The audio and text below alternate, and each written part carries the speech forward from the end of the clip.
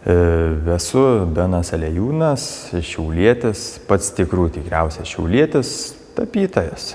Dirbu, gyvenu visą gyvenimą, ugdau naująją kartą, kiek jinai ugdoma yra, būt menininkais, galbūt grįžti paskui į gimtuosius Šiaulius, kurti visą mūsų miestą. Paroda ilgai brendusi, mes su Ernesta kalbėjom kažkada, kad jau buvau kompiuterį pasidėliojęs atskirą folderį, kad paroda Šiaulių dailės galerijai.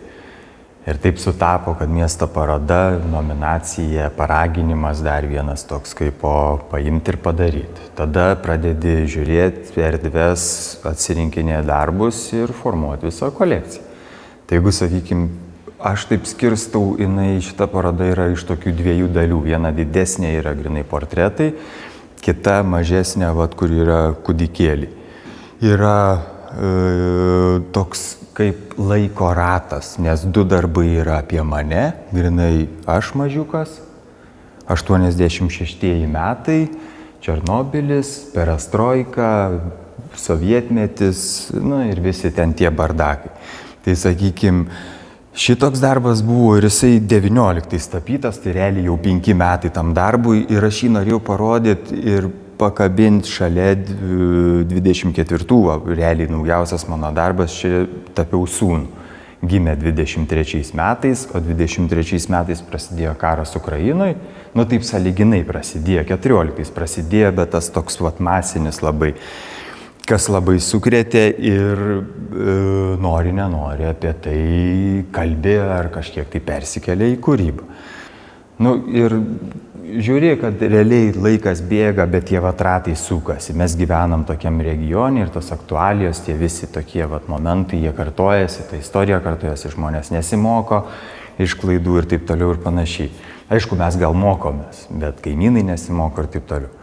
Kas viena tema tai yra, kad prieš porą metų tėtis mirė ir tas irgi pridėjo. Visi covidai, visi karai, labai netikėtai tėtis išėjo. Ir irgi tai, kas purto, kas jaudino realiai. Vieną dieną tu planuoji, kad tapysi vieną, kitą dieną tu jau tapai visai kas kitą.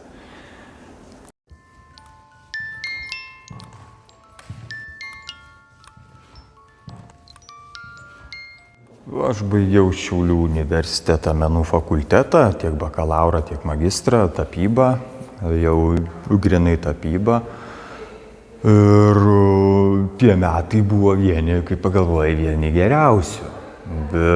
Su kolegom nemažai bendrauju, kursiokai, jaunesni, vyresni, daug labai skirtingų nuomonių. Tai aš visą laiką toj barikadų pusėje, kad mes turėjom labai gerą laiką, turėjom labai gerą mokslą, gerą kokybę to mokslo. Aš čia visiškai neperdedu. Daug dėstytojų buvo nuostabi, bet kaip ir visur kitur tikriausiai buvo kažkokių tokių, bet šiaip iš dėstytojų pusės ir tų autoritetų, tai jų yra daug ir viskas ten tvarko. Ir mes buvom 9 bakalauro studijavom tapybą, tai aš vienintelis likau, kuris aktyviai kūrė. Dar jeigu pridėjus magistratūrą, kas kartu studijavo, tai mūsų buvo kažkur 15. Bet tikriausiai natūrali atranka. Vieni patempė, ar ten, nebūtinai, gal likimai taip sudėlioja, bet kitiem gal pamatė, kad, ta prasme, turiu diplomą, viskas yra tvarkojo, ten daryti kažką, galima ir taip. Mano žmona, tarp kitko, irgi darėm kartu parodas, paskui sako, aš atsikandau, nebenoriu. Ir aš užsiimsiu piešimu, jos kūriniai, čia trumpa reklama. O jeigu ten apie kokią nors įkvėpimo, dvasinę, kažkokias nuotaikos dalykus, tai irgi, ar tu užsidarysi vienkiemį, ar tu mieste. Aš galvoju, kad viskas yra tvarkoje su to mūsų miestu, viskas čia yra įmanoma, viskas galima. Čia patogu. Aš 10 minučių nuo namų būnu studijoje, matau dramos teatrą, irgi kažkoks tai įkvėpimas. Tai viskas yra įmanoma, galima, kur tu įsidėjau senukus, pasileidai muziką, negirdi mašinų, nematai kokios nors kepyklos, nematai, kad medžių nebėra, kažkiek jų atsodina, prisitaikai. Na, galų gale nusispjauni, pavažiuoji kažkur už miestą, šiek tiek prasiventiliuoji, tada pradedi planuotis, gal kažkokią tai sodybą, atsiras savo laiku, kažkur turėsi pabėgti. Bet miestas yra gerai, įsikrauja pravarinėje.